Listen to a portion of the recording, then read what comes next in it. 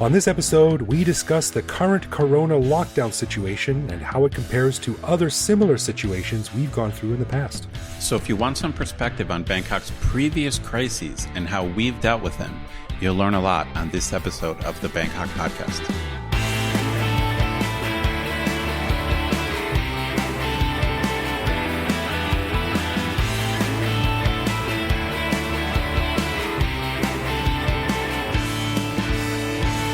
Sawadee krap, and welcome to the Bangkok Podcast, Quarantine Edition.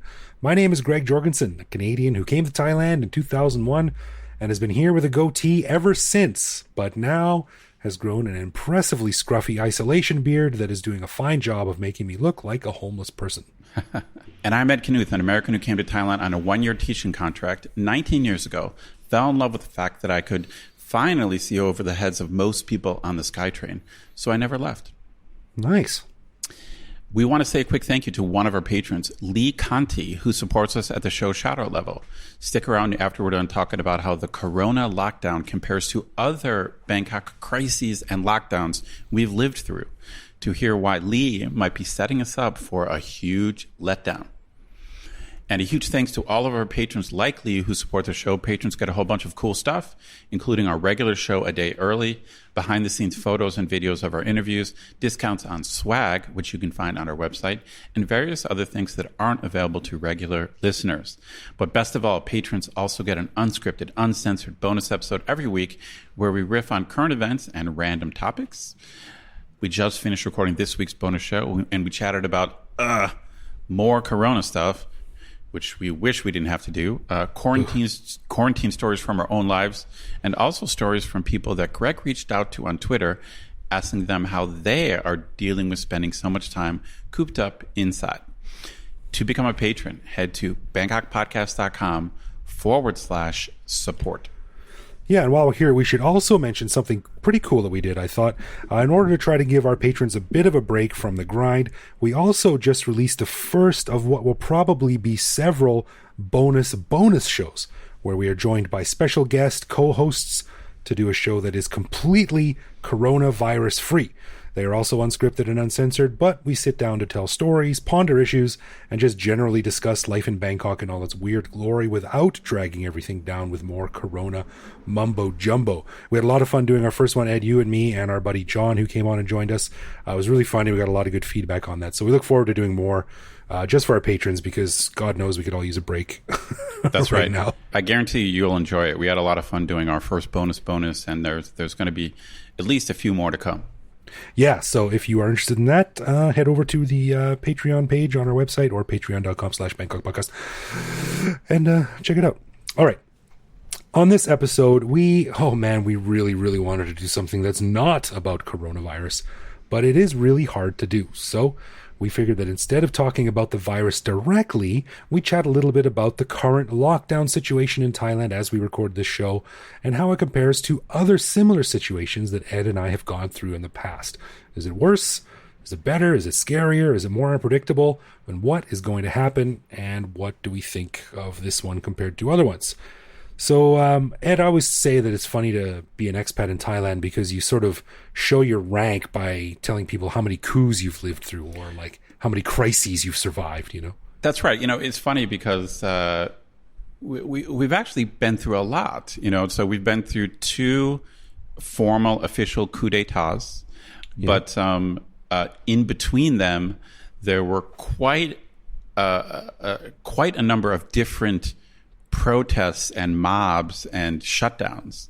So it's not just the coups themselves. In some ways, the coups themselves bring an end to the crises to some extent. I mean, because they always do it for stability reasons, and a lot of times it's the protests that shut down the city before the coup that causes chaos. So basically between 2006 and 2014, there were a lot of protests that shut down the city. Yeah, and there's even incidents within the protest that are sort of almost stand on their own, like the assassination of Sedang. I do remember that. And then, of course, the fire, like the setting fire to Central World. That was in the movie theater. Yeah, and I mean, that was like a whole separate thing, part of the protest. But I mean, besides the coups, we also have flooding. So we've got the huge floods, so the huge floods were 2014, is that right? The big, massive floods? No, they were 2011, because I'll get into that in a little bit. Okay, no, I think you're right. Right, the huge floods were 2011/2012. Yeah. But we've also had like other, by Thailand standards, minor flooding things, but they also can shut down the city too. Yeah, I mean, mostly that's just called a rainstorm during the rainy season, especially lately when it starts getting up to your knees. But there's been a lot of serious and semi-serious crises that we've had to live through, and I think all of them have been a little bit unnerving in their own way, a little bit sort of unsettling. You don't know what's going to happen next. There's been several curfews. There's been several times when, probably you too, Ed, but I've been out sort of at a restaurant or out on the street somewhere, and I'm looking around like, God, I should not be out right now, Right. Like, it's a weird feeling. Well, let me start with this. So going back to the first crisis I went through, major one, was the 2006 coup. And you and I both have talked about this a little bit before. I know you've got some funny stories from 2006. But I'll say this about 2006. Intellectually, it was very troubling to me because of the way I think about a coup d'etat. But in actuality, on the street level, it was totally unproblematic. I mean, it was like, you're walking down the street and it's like, yes, there were military in the street, but it's like, it was shockingly peaceful and normal, and there was no feeling of tension, which I was just, being my first coup, it was like, it took me a while to get my head around this, Right. I think it's a badge of honor for a lot of expats too. When you live here, like, first one under my belt, done that. Right. But it was like, for a crisis, I mean, by definition, it's a crisis, but to me, it had a very non-crisis feel. Like that was what I was trying to understand. It was like Thai people just didn't seem to be like troubled by it. Yeah, I agree. And, I remember sitting in social studies class in high school, in Miss McDonald's social studies class, reading about the Night of Long Knives and the Beer Hall Putsch and, all these other, famous coups that almost always end in bloodshed and terror and violence. Exactly. So from a young age, for me anyway, when you hear the word coup, it's one of those trigger words and you're just like, oh shit, what's going to happen? So when I got that text on my phone that night in 2006, I was freaking out. Yeah. I mean, for me, it was, when I woke up in the morning and I saw the headline in the Bangkok Post and it just said like, coup d'etat. And I'm like, oh my God, and I was just like, I thought there was going to be fighting in the streets, like bloodshed and all that kind of stuff. And when I finally went out and I was walking down Sukhumvit, and I couldn't believe how peaceful it was. I mean, there were fewer people on the street, but there wasn't I think there was a curfew at night, but during the day the city was open. But there were fewer people on the street, so it was like tamer because there were military around. But it was just oddly untense.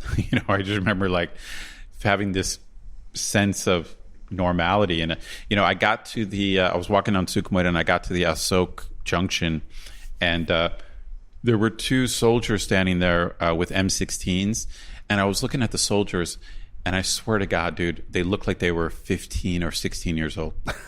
Right. I mean, they were probably like 20. They were probably 23-year-old like Thai guys, but they were so skinny and they looked so young. I was just like, to me, that was the scariest part of this whole thing. I'm just like, oh my God, like there are some young boys with guns on the street. Right. And I always found it so weird that it became so normal for me, like in the 2006 coup, and then in the 2007, 9, 10 protests, when there were like sandbag stations on Sukhumvit with fully armed soldiers standing behind them. Right. And you're walking by and you're like, oh yeah, there's another guy with an M16 and a sandbag fort. Yeah. That would be just cause for absolute catastrophic panic. That's if you right. saw that in Canada, right? Yeah, You just get so used to it here, and it's kind of a weird feeling. Yeah, I agree. But I got to say that the later, I mean, I can't even keep all the different rounds of protests straight. But I mean, to our listeners, totally. If we confuse the dates in this episode, apologies, but they'll blur together after a while. I mean, to our listeners, roughly from I would say 2008 all the way to 2014. I mean, it was not constant protests, and it was not a constant shutdown, But damn, there were like a lot of rounds of protests. So there were like 5 or 6 years where I feel like half the time part of the city was shut down, because people were, basically what happens during these protest situations is the protesters take hold of a street and they shut it down. So they flood the street and they're prepared and they have barricades and barriers and they just shut down a section of the city. So this happened a lot. This started in 2008 and it went all the way up to the next coup in 2014. I mean, it wasn't constant. It was not constant, but God, I feel like there were like maybe 6 different major protests. Does that sound about right? Yeah, that sounds about right. And again, I can't keep them all straight. The only one I can really remember being where things, for the first time I started feeling nervous, was in 2010, which is coincidentally the same year we started the Bangkok podcast, me and Tony, just after all this in the wake of the red shirt stuff. And partly we started it because we wanted to give people an idea of what Bangkok was like on the ground.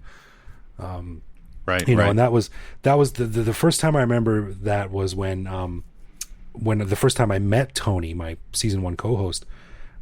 He was down at the Kok Wua intersection near Khao San Road, and that's when the first, they had a major shootout, right? The first big shootout of the protest. And I mean, it's easy to talk about this in abstract terms, but if you see video, and side note, I think it might be, I haven't searched, but it's kind of hard to find really graphic video of what happened that night. But at the time, I saw some terrible stuff, like people getting ripped apart by gunshots and sniper rifles and who knows what else, and blood flowing down Khao San Road. Really awful stuff.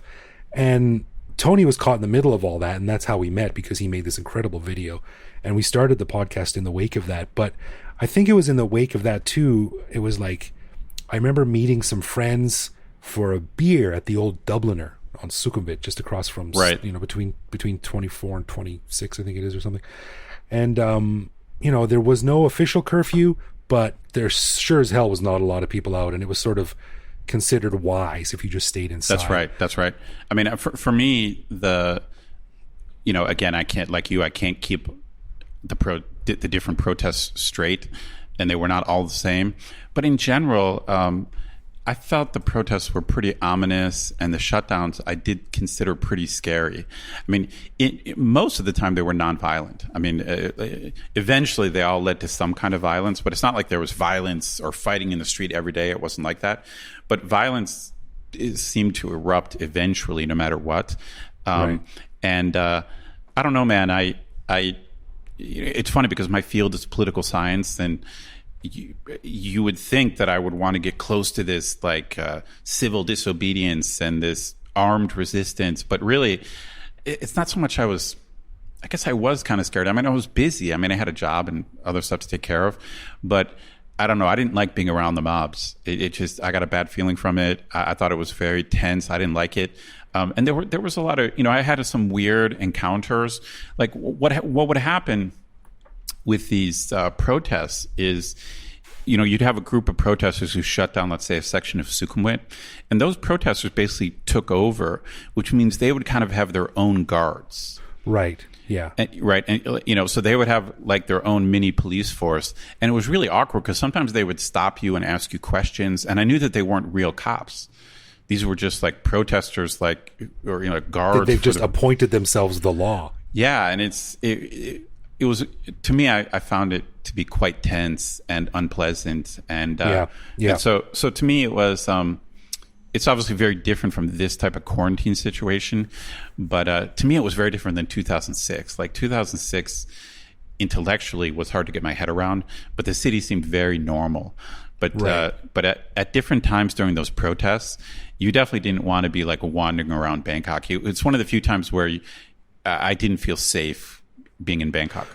Right. In 2006, I texted my girlfriend at the time that evening. I'm like, oh my God, what's going to happen? What's going to go on? And I remember she was like, oh, don't worry about it. This is just how things get solved sometimes. Just stay inside and it'll be fine. Right. I was like, oh, all right. Well, she's not worried, then I'm not worried. Right. But it's interesting. You talk about this, the moment where things turn. And I remember this was in one of the red shirt protests. I'm sorry, I can't remember which one it was, but I was down on Ratchadamnon Road near Khao San Road with my good friend Jody Edinburgh, Legal Nomads. And we were down there taking photos, and it was all still kind of new. and fun, and people were dancing and laughing, and we stayed down there all day. And in the morning, this was when they were busing people in from the provinces, right? So we're down there on Ratchadamnon Avenue, and there was 3 or 8 or 10 buses, that had come in, and there was, a few dozen, maybe 100 people milling around, and they were dancing and listening to music and stuff like that. And we met some friends down there and had some lunch, and we did some other stuff, and then we came back, and but by the afternoon, I really remember by the afternoon we were looking around and we're like, there's like 25,000 people here now. Right. And we noticed, and they were setting up scaffolding, and they had TV cameras, and we noticed a couple of times there were people videotaping us walking around, and we're like, right. And I turned to Jody and I was like, this is starting to feel a little bit weird. Like we're standing out. There's a lot of people here. They're united. They're aligned on one side, and they're here. They're not going anywhere. They're here to stay. Right. Jody was like, yeah, this feels kind of weird. So we got the hell out of there. But that's a weird moment when it turns.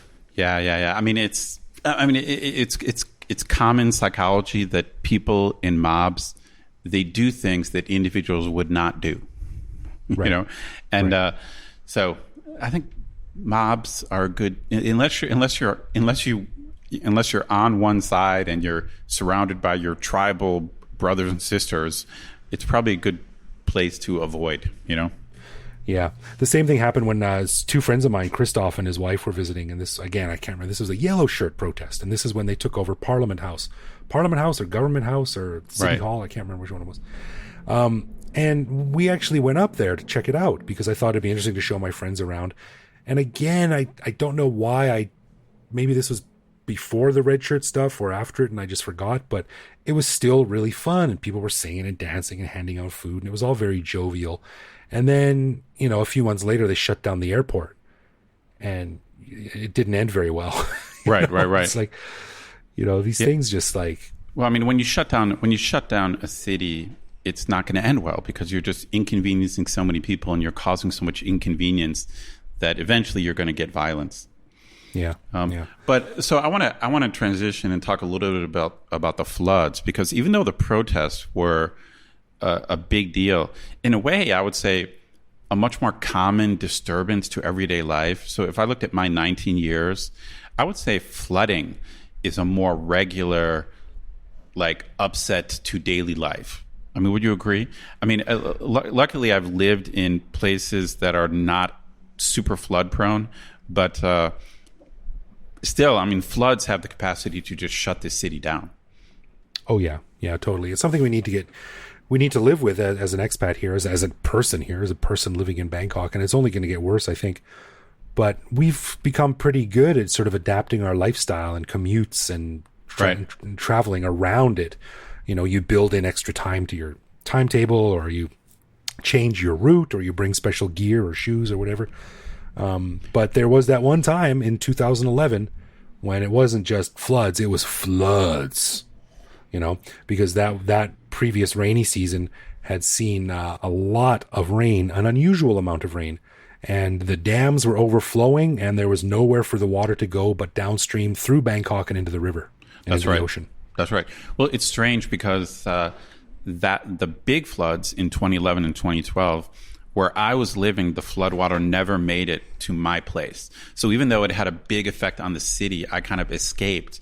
But in other circumstances, I was affected by floods. Like when I used to live on Soi 1, Soi 1 used to flood all the time. So I mean, it didn't really shut the city down. It's not like my office got closed. Like I still had to go to work. So it was pretty common for me. I would say it would happen 10 days a year where I would look out my door, the whole street is flooded, and I basically I had a routine where I would take off my shoes, take off my socks, put flip-flops on, roll my dress pants, my work pants up above my knee, and then wade. Like it never got waist deep, but it got like knee deep on Soi 1. So I would have I would have to walk all the way down Soi 1 to Sukhumvit, like with water almost up to my knee.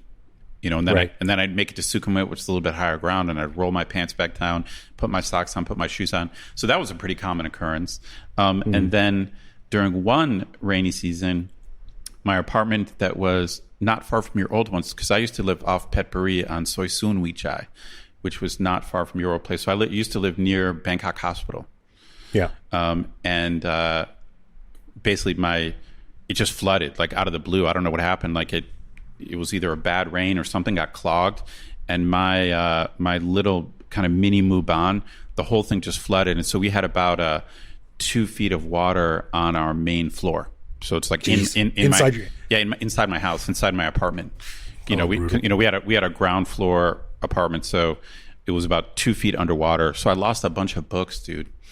Like, 'cause I had some books that were on a bottom shelf, and they all got soaked. Serious stuff.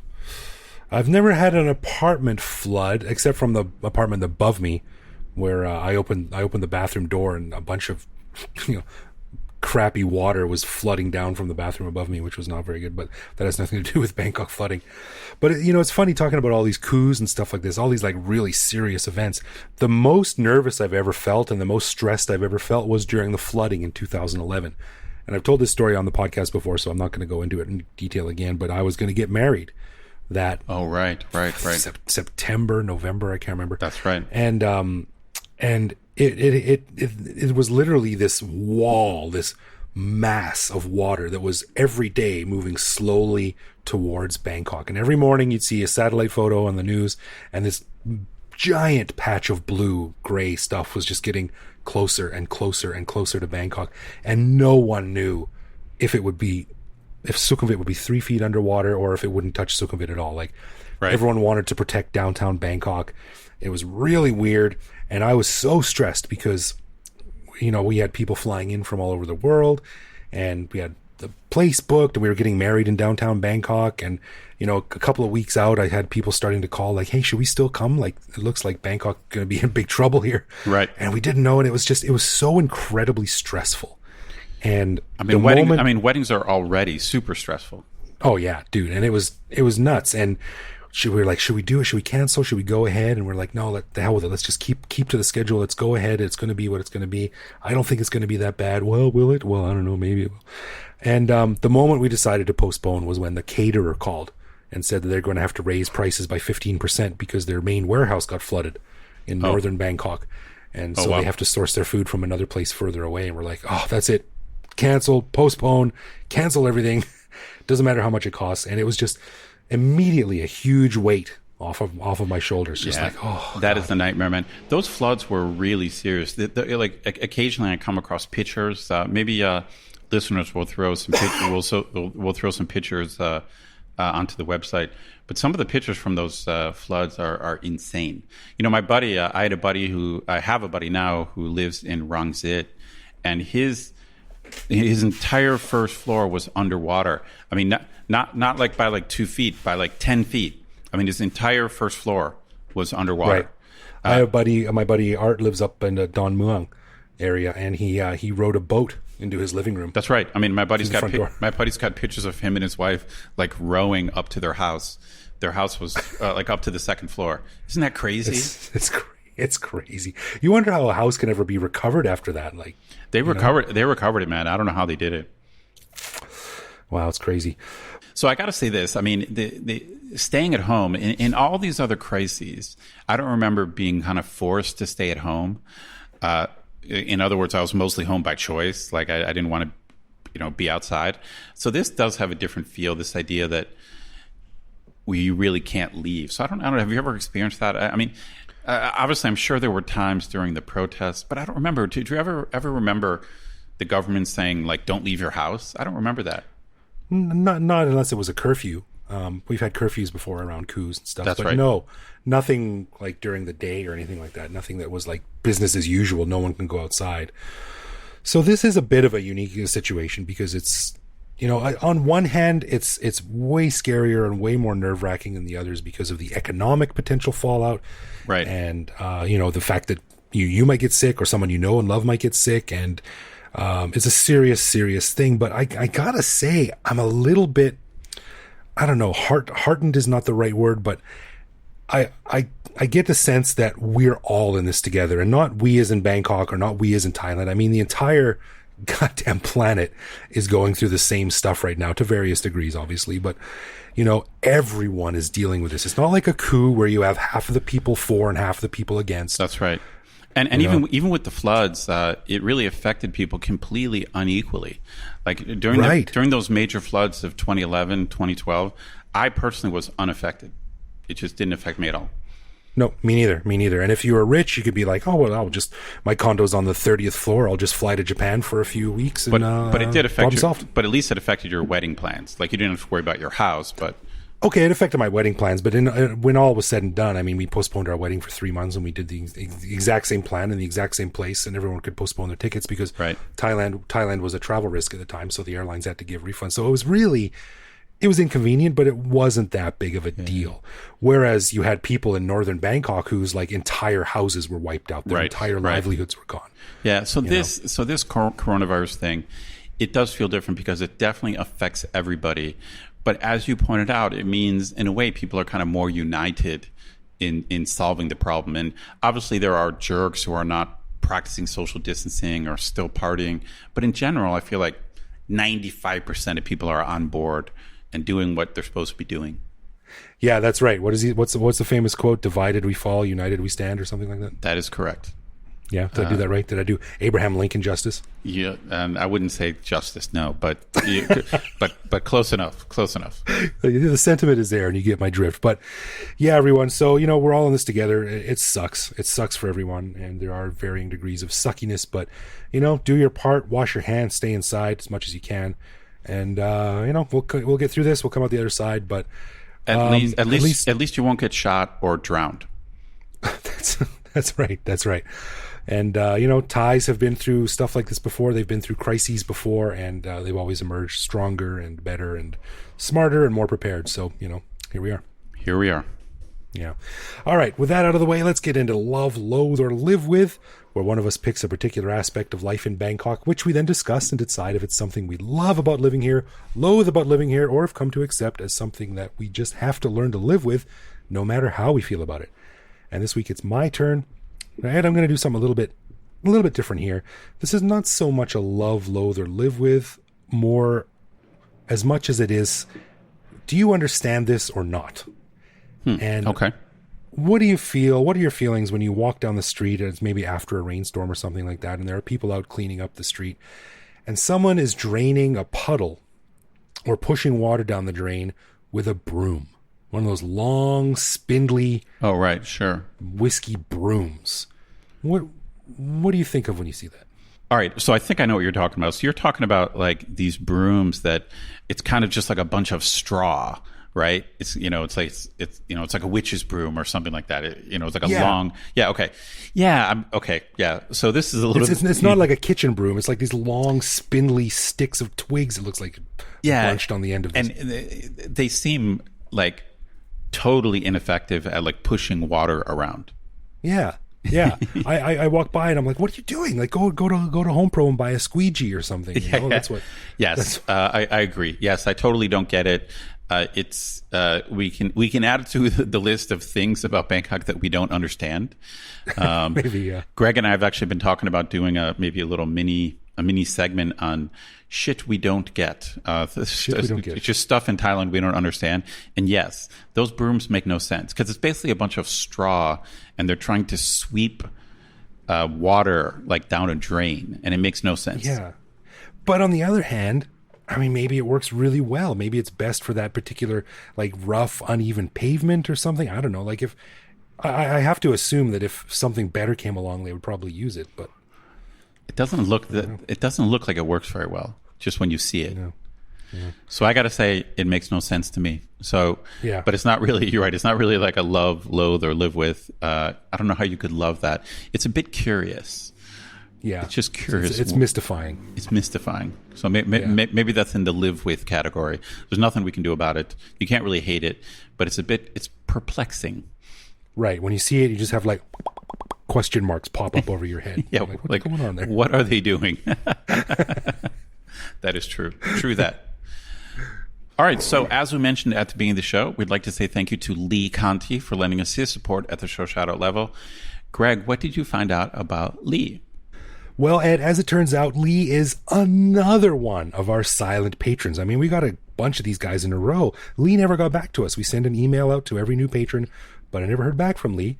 So I figured I should do some digging, and I think that Lee might be setting us up for a fall, Ed, a big fall for disappointment. Why is that? Well, I'll tell you. First of all, Lee is a non-gendered name. So I don't know if it's a woman or a man. Maybe they're trying to hide their true identity or something. Could be, yeah. You know, and also the email that Lee used to sign up as a patron, it didn't have Lee in it. It was a weird name, so that's another layer of mystery here. And also Lee Conte. I was like, Lee Conte. What does that mean? But I put it into Google Translate, and you know what I found? I found that in French, le conte means the tale. Or the story. That's the tale of the story. Like he makes up fibs. He spins yarns. That's right. I think his very name or her very name is a clue to the fact that, you know, don't know if it's a guy or a girl. The email doesn't match. The name means the tale. I think Lee is giving us money, and he might just maybe pull that rug out from underneath us and leave us one patron short. I don't know. This is this kind of stuff that I have to conspiracy theorize about because Lee didn't get back to me. So that's my take on this. I think Lee is setting us up for a fall, Ed. Well, we'll have to wait and see. I think we're in our rights to be suspicious. I think so. And don't forget, all of our $5 patrons, they get a postcard on their birthday. So Lee, if you're still around for your birthday, well, then I was wrong and you will get a postcard. So everyone will be happy. It's a win-win. Thanks either way. Thanks either way, Lee. That's right. Thanks for your support, man, or lady. And we do appreciate it. And hopefully we'll be sending you a postcard whenever your birthday is. But you got to email us and tell us, because otherwise we don't know. That's right.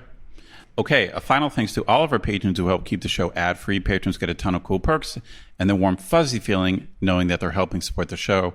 Find out more by clicking support on our website. And connect with us online. We're Bangkok Podcast on social media, bangkokpodcast.com on the web, or simply bangkokpodcast@gmail.com. We love hearing from our listeners and always reply to our messages. Right. You can also listen to each episode on YouTube. You can chat with us online, or even reach out to me directly on Twitter, where I am BKK Greg. So thank you for listening, everyone. Stay safe, wash your hands, stay inside if you can, and we'll see you next week. Yep. See you next week.